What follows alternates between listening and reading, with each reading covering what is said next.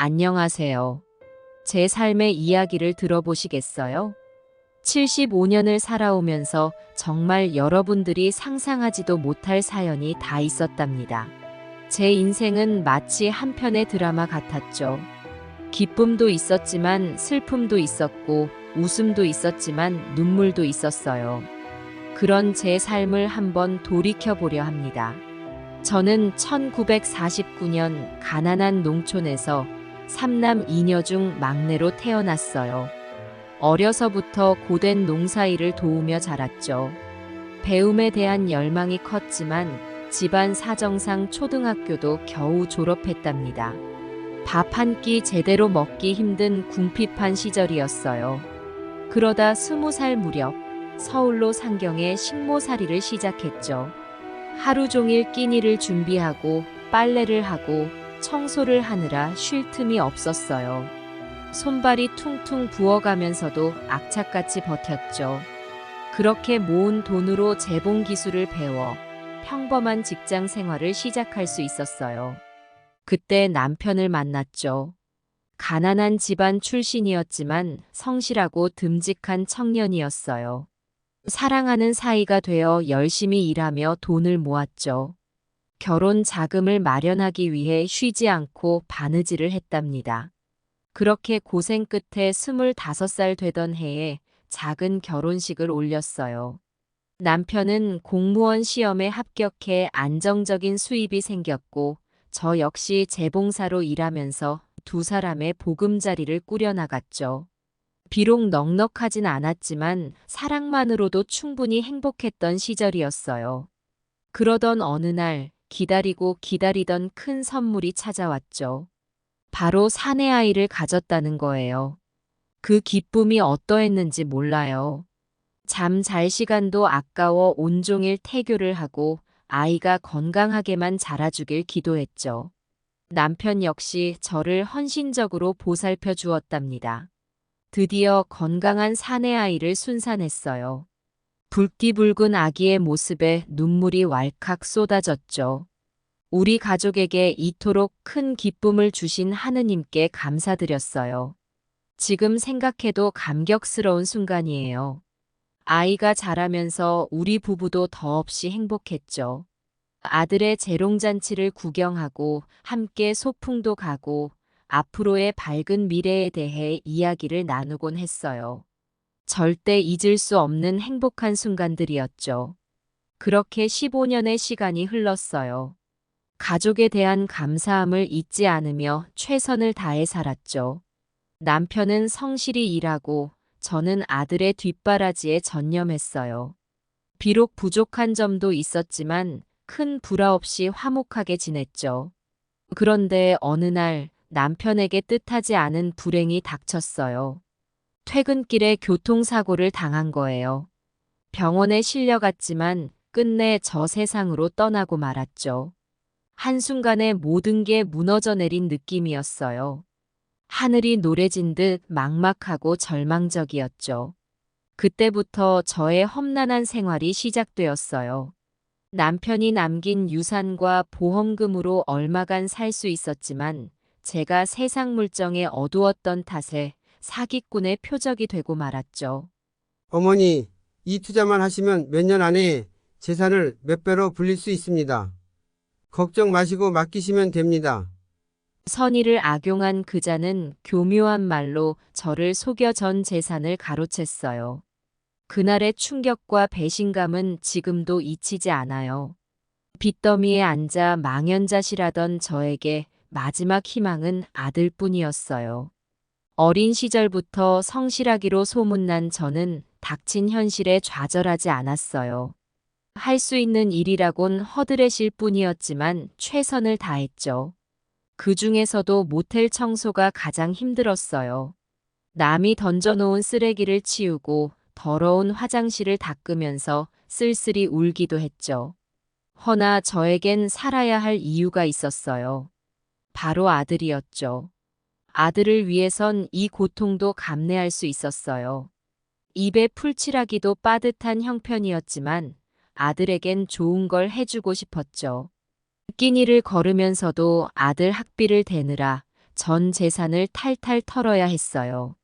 아들이 더 어렸을 땐 남들 다 하는 학원에도 보내주고 친구들 따라 놀이공원도 가게 해주고 싶었지만 엄두도 낼 수 없었죠. 아들이 친구들 자랑하는 운동화를 사달라고 조르면 마음이 찢어지는 듯 아팠지만 울며 겨자 먹기로 사주곤 했죠. 자식을 위해선 제 몸이 10개라도 모자랄 심정이었어요.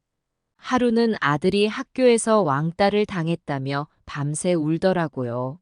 다른 애들은 유명 브랜드 가방을 메고 다니는데 자기만 허름한 가방이라 놀림 받는다는 거예요. 그날 밤 저는 죽고 싶을 만큼 괴로웠어요. 세상 물정 모르는 젊은 과부가 할 수 있는 건 아들 위해 더 열심히 일하는 것뿐이었죠. 아등바등 살던 세월이 흘러 어느덧 아들도 철이 들었어요. 고시 공부를 한다며 학비로 많은 돈을 요구하더라고요. 등록금에 학원비, 교재비까지. 숨 쉴 틈 없이 일해도 모자랄 지경이었죠. 그럴수록 허리가 휘고 노화가 빨리 왔어요. 아들의 장래를 위해선 어떤 고생도 마다하지 않았지만 좀처럼 합격 소식은 들려오지 않았죠. 점점 나이가 들어가는데 걱정이 태산 같았어요. 결혼은커녕 직장조차 구하지 못하니 안타까운 마음뿐이었죠. 매일 밤 아들의 합격을 기도했답니다.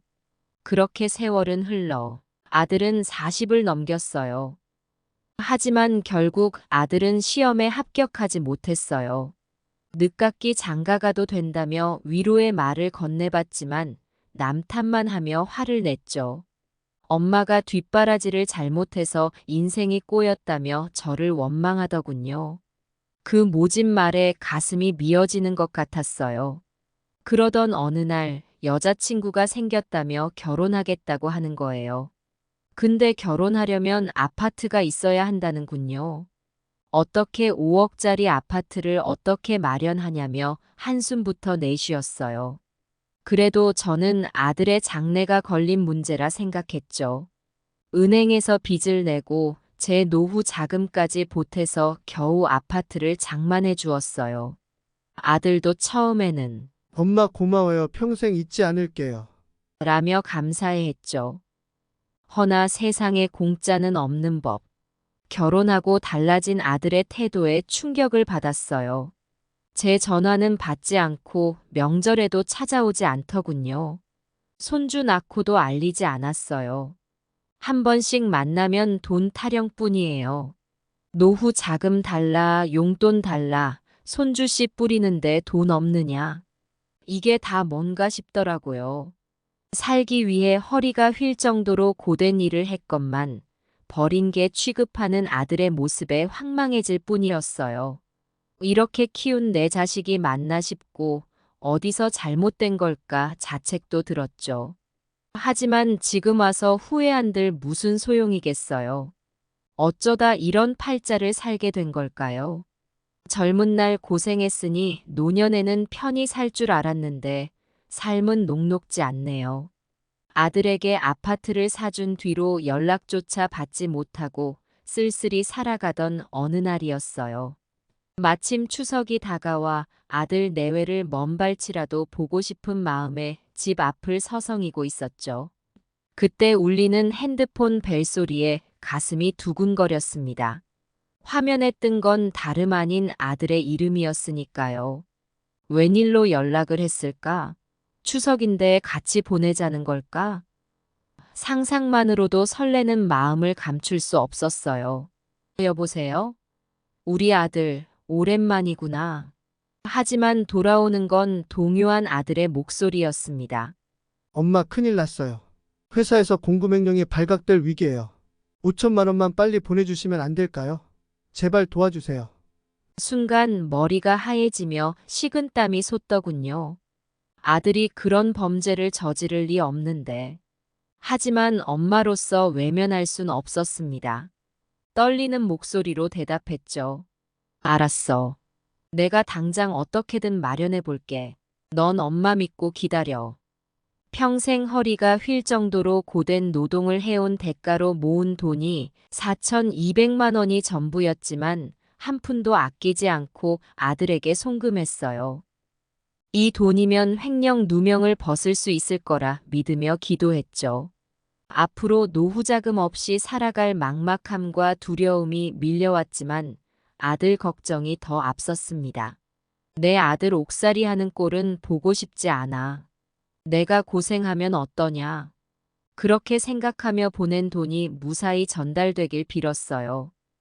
그런데 사흘 뒤 경찰서에서 연락이 왔습니다. 알고 보니 그 전화는 사기범의 술수였던 거예요. 심지어 용의자가 아들 행세를 하며 또 다른 피해자들을 양산하고 있다는 사실도 들었죠. 그 순간 하늘이 무너지는 것 같았어요. 내 아들인 줄 알고 쾌척했던 돈이 사기꾼의 주머니로 들어갔다니. 이 무슨 악몽이란 말입니까? 속이 뒤집히고 눈앞이 캄캄해졌죠. 믿기 힘든 현실 앞에 그만 쓰러지고 말았어요. 정신을 잃은 채 병원 응급실에 실려갔죠. 의식이 돌아온 후에도 멍하니 천장만 바라보며 방황했습니다. 내가 뭘 잘못했길래 이런 시련을 겪어야 하나. 내 팔자가 왜 이리 사나운 걸까. 다행히 의료보험 덕분에 병원비 부담은 없었지만 퇴원 후 갈 곳이 막막하더군요. 전 재산을 날린 데다 월세도 밀려 쫓겨날 처지가 된 거예요. 하지만 아들에게 매달리고 싶진 않았어요. 내가 아무리 궁하다고 해도 결혼해서 새 살림 차린 자식한테 누가 되고 싶진 않아. 내 앞가림은 내가 해야지.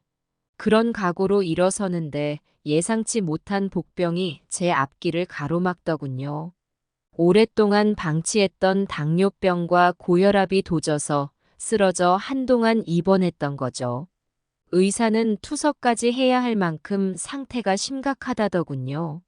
하지만 당시엔 수중에 한 푼도 없었어요. 병원비는 고사하고 약값조차 댈 형편이 못 됐죠. 차마 친구나 친척에게 사정할 염치도 없었고요.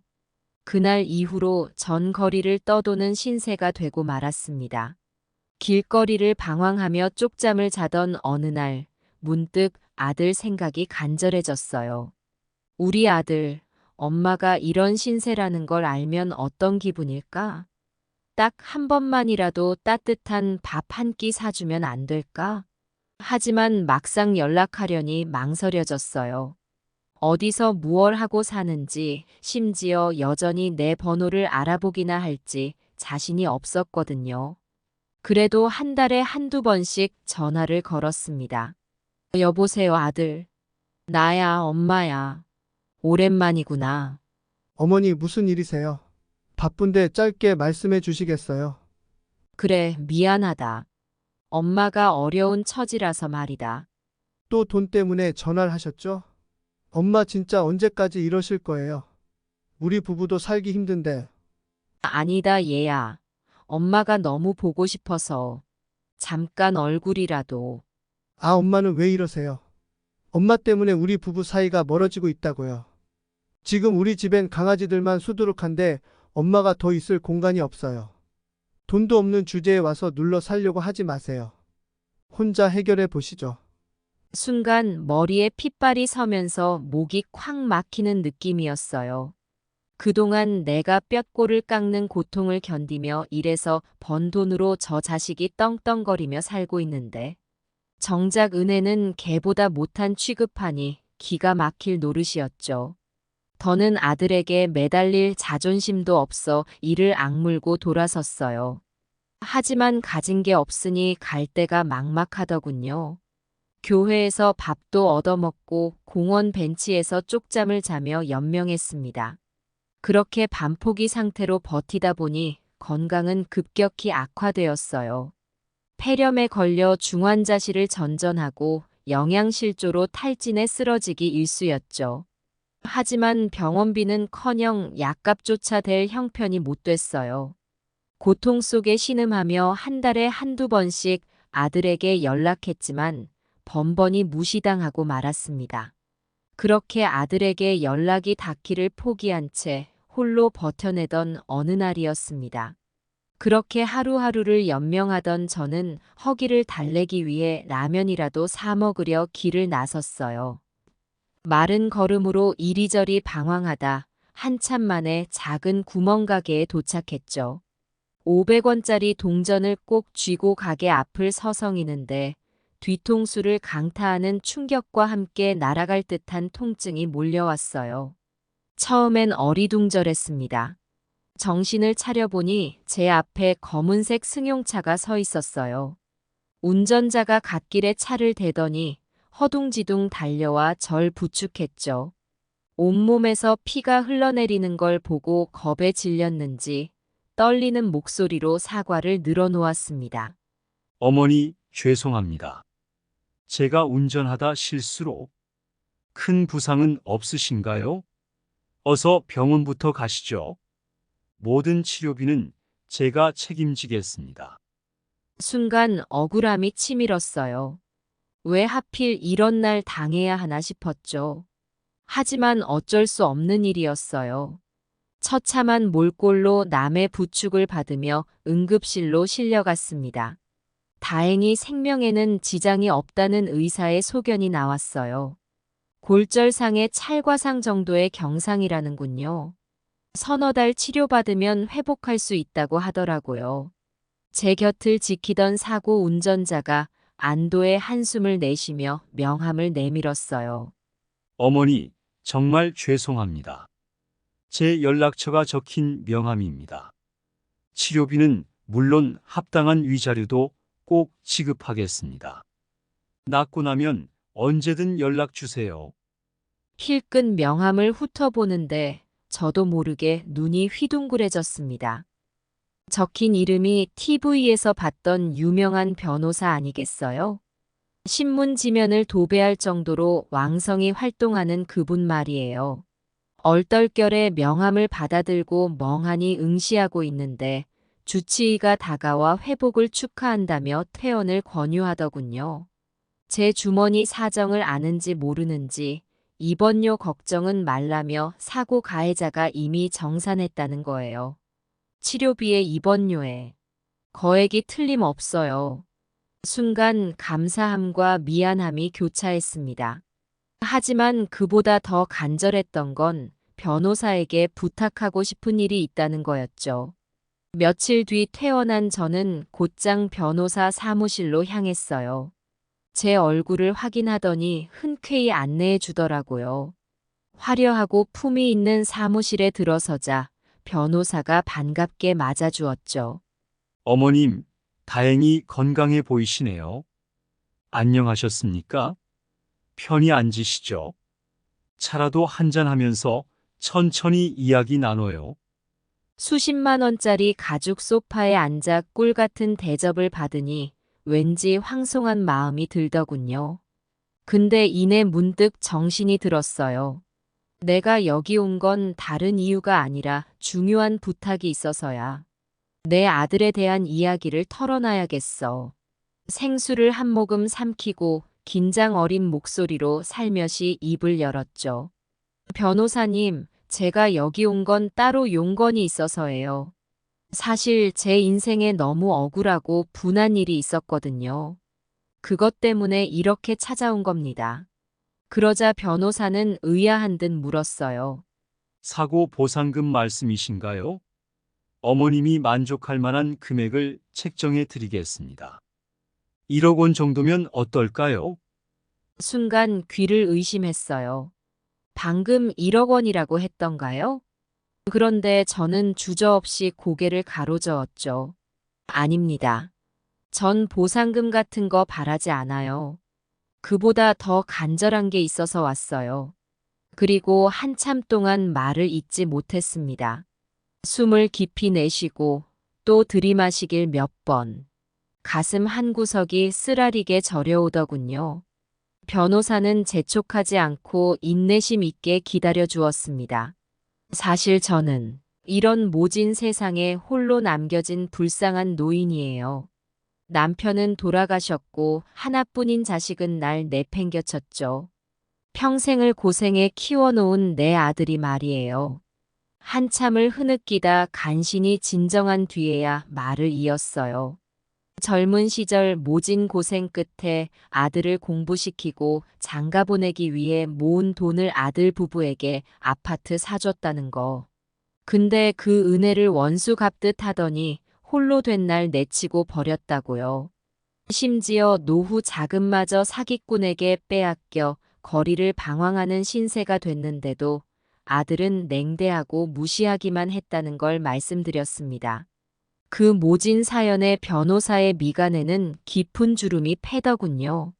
한참 망설이다가 저를 물끄러미 바라보며 말했습니다. 어머님, 제가 이해한 바로는 결혼 자금으로 들인 돈을 돌려받고 싶으시단 말씀이시죠? 사실 부모 자식 간 금전 거래는 법적으로 까다로운 문제예요. 제가 사건을 맡는다면 수임료가 어마어마할 겁니다. 보상금보다 더 많이 나갈 수도 있어요. 그래도 저한테 맡기시겠어요? 잠시 고민에 빠졌습니다. 주변에 돈 한 푼 없는 제가 그 막대한 수임료를 감당할 수 있을까요? 하지만 이번이 아니면 제 한이 풀리지 않을 것 같았어요. 주먹을 불끈 쥐고 단호하게 대답했죠. 예, 제발 좀 도와주세요. 돈은 없지만 열심히 일해서라도 갚을 테니까요. 전 그저 제 아들에게 버림받은 억울함을 풀고 싶을 뿐이에요. 제 절절한 호소에 변호사도 결단을 내린 듯 했어요. 고개를 끄덕이며 확신에 찬 목소리로 말했습니다. 어머님, 걱정 마세요. 수임료는 면제해 드리겠습니다. 대신 이 사건은 끝까지 제가 맡아 반드시 승소하도록 하죠. 어머님 같은 분이 이런 부당한 대접을 받아선 안 돼요. 자, 사건 내용부터 차근차근 정리해 볼까요? 뜨거운 눈물을 쏟으며 고마운 마음을 전했어요. 마치 구원의 손길이라도 잡은 것처럼 안도감이 밀려왔죠. 이제야 제 서름과 한을 풀 수 있겠구나 싶었거든요. 그렇게 변호사의 조력을 받아 아들을 상대로 소송을 제기했어요. 결혼 자금으로 줬던 아파트 금액 환수를 요구하는 재산 분할 청구였죠. 처음 접수할 때만 해도 승산이 없을 거라 생각했는데 이상하게 순조롭게 진행됐어요. 변호사가 그간의 금전거래 내역, 증거자료, 증인들의 진술을 꼼꼼히 준비해줬거든요. 아무래도 제 딱한 사정에 마음 쓰이셨나 봐요. 변론 과정에서 고된 노동으로 혼신의 힘을 다해 돈을 모았다는 사실, 그 돈으로 아들 부부의 안락한 보금자리를 마련해줬다는 걸 강조하더라고요.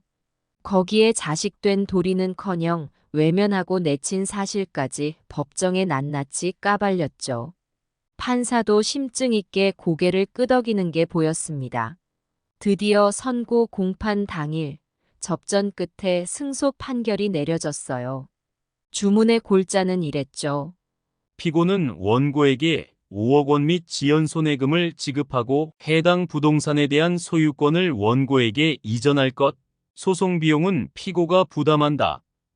아들이 저에게 받은 돈으로 산 아파트를 돌려줘야 한다는 판결이었어요. 아들의 얼굴이 사색이 돼서는 어쩔 줄 몰라 하더군요. 승소가 확정되고 집행 권원이 나오자 저는 곧바로 아파트 명도와 인도를 요구했어요. 아들 내외와 애완견들은 한 달 안에 집을 비워주고 나갔죠. 아들의 처량한 뒷모습을 보며 씁쓸한 웃음을 지었습니다. 내가 널 이렇게 키운 건 아닌데. 마음 한구석이 아려왔지만 어쩔 수 없는 일이었어요. 며칠 뒤 아파트로 이사한 저는 창밖을 물끄러미 응시하며 감회에 젖었죠. 그동안의 고난과 아픔이 주마등처럼 스쳐 지나가더군요. 하지만 이제 제겐 이 넓은 아파트가 있어요. 인생 말년에 이런 안식처를 얻게 될 줄은 몰랐죠. 냉장고를 열어 오랜만에 한우 등심을 꺼냈어요. 한동안 고기 굽는 냄새도 못 맡았는데 꿈만 같아요. 불판 위에서 지글지글 익어가는 고기를 멍하니 바라보다가 불현듯 변호사 생각이 났습니다. 내 인생의 숨은 공로자시여. 당신 아니었으면 전 여전히 길바닥을 방황하고 있었을 거예요. 꼭 찾아뵙고 감사 인사 전하고 싶구먼. 그때 현관 초인종이 따르릉 울렸습니다. 문을 열어보니 웬걸요, 변호사가 환한 얼굴로 서 있었습니다. 손에는 고급스러운 과일 바구니를 들고 말이죠. 어머님, 축하드려요. 이사 잘 오셨어요? 새 보금자리에서의 삶이 행복하시길 빕니다. 너무 고마운 마음에 울컥 눈물이 쏟아졌어요. 이 고마운 분이 아니었다면 전 여전히 아들에게 시달리며 거리를 방황하고 있었겠죠. 억울한 서름을 풀어주시고 떳떳하게 살 수 있게 해주신 분이에요. 변호사님, 정말 감사드려요. 이 은혜 어떻게 다 갚아야 할지 모르겠어요. 들어오셔서 같이 저녁이라도 하시죠. 하지만 변호사는 사양의 뜻을 내비쳤어요. 아닙니다. 제가 해드린 건 변호사로서 마땅히 해야 할 일일 뿐이에요. 오히려 제가 어머님의 사연을 접하고 많은 걸 배웠죠. 부모에 대한 자식의 도리, 법 앞에 만인이 평등하다는 진리 말입니다. 앞으로도 소외된 분들의 목소리에 귀 기울이는 변호사가 되고 싶습니다. 어머님 덕분에 소명을 되새기게 됐어요. 제 가슴이 뭉클해지는 걸 느꼈어요. 인간에 대한 신뢰와 감동이 되살아나는 순간이었죠. 이 고마운 분과의 인연을 소중히 간직해야겠다고 다짐했습니다.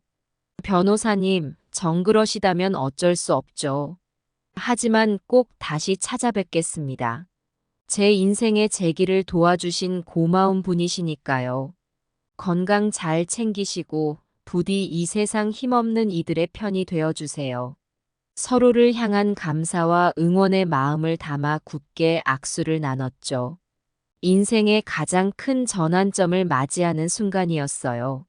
그로부터 몇 년의 세월이 흘렀습니다. 저는 아파트를 처분하고 전원주택으로 내려와 살고 있어요. 남은 인생 자연과 더불어 살랑살랑 살아가는 게 소원이었거든요. 이따금 텃밭에서 채소도 가꾸고 마을 경로당에서 어르신들과 담소도 나누면서 소소한 행복을 만끽하고 있죠. 그리고 무엇보다 그 변호사 덕분에 이런 여유로운 삶을 누릴 수 있음에 감사하며 살아갑니다. 얼마 전에는 반가운 손님이 찾아오기도 했어요. 다름 아닌 그 변호사였죠. 처음 만난 이후로 종종 안부를 주고받는 사이가 됐거든요. 서로의 근황을 물으며 차 한 잔 나눴습니다. 변호사님 덕분에 전 이렇게 편히 살 수 있게 됐어요. 당신은 제 인생의 참된 은인이에요. 어머님, 그런 말씀 마세요. 이제는 제가 어머님의 삶의 지혜를 배우러 다닙니다. 솔직히 제 인생관이 많이 바뀌었어요. 아들을 상대로 소송하는 어머님의 당당함, 역경에도 꿋꿋이 이겨내는 모습에 감명받았죠. 지금껏 승승장구하는 변호사로 살아왔지만 어머님처럼 진정 삶을 겪어내는 분을 보니 많은 걸 깨닫게 되더군요. 그 말을 듣는 순간 저도 모르게 눈가에 눈물이 고였어요. 서로에게 귀감이 되고 힘이 되어준 소중한 인연이구나 싶었죠. 이렇게 제 인생 말년에 따뜻한 감동을 선물해준 변호사께 다시 한번 고마움을 전했습니다. 인생은 결코 예측할 수 없고 공평치 않죠. 그저 주어진 삶에 최선을 다할 뿐이에요. 저는 이걸 좌우명으로 제 쓸쓸함을 견뎌냈습니다. 지금도 가끔 아들 생각이 나긴 해요. 어디서 어떻게 살고 있을지 후회는 없을지 궁금하죠. 하지만 이젠 미련은 없어요. 저에겐 살아가야 할 소중한 오늘이 있으니까요. 인생에서 정말 중요한 가치, 그건 바로 사랑이에요. 내 자식이 날 미워한들, 난 여전히 부모로서 그 아이를 사랑합니다. 언젠가 우리가 화해할 수 있기를, 서로 이해하고 품어줄 수 있기를 바라요. 아, 말이 길어졌군요. 듣는 이의 귀가 따갑겠어요. 하지만 오늘 이렇게 제 이야기를 들어주셔서 정말 고맙습니다. 늙은이의 넋두리에 귀 기울여 주시니 위로가 되더군요. 혹시 힘든 일이 있거든 저처럼 포기하지 마세요. 때론 막막하고 절망적일지 몰라도 분명 작은 희망의 빛은 있기 마련이에요. 꿋꿋이 버텨내다 보면 길이 보일 거예요. 저를 좋은 예로 삼으시길 바랍니다. 자, 이제 저도 일어나 봐야겠어요. 오늘따라 마당에 심은 채소들이 무성한 걸 보니 흐뭇하네요. 자연의 섭리가 가득한 정원을 거닐 생각을 하니 절로 미소가 지어집니다. 다시 한번 제 이야기에 귀 기울여 주셔서 고맙습니다. 오늘 하루도 건강하시고 삶에 좋은 일만 가득하시길 기원하겠습니다.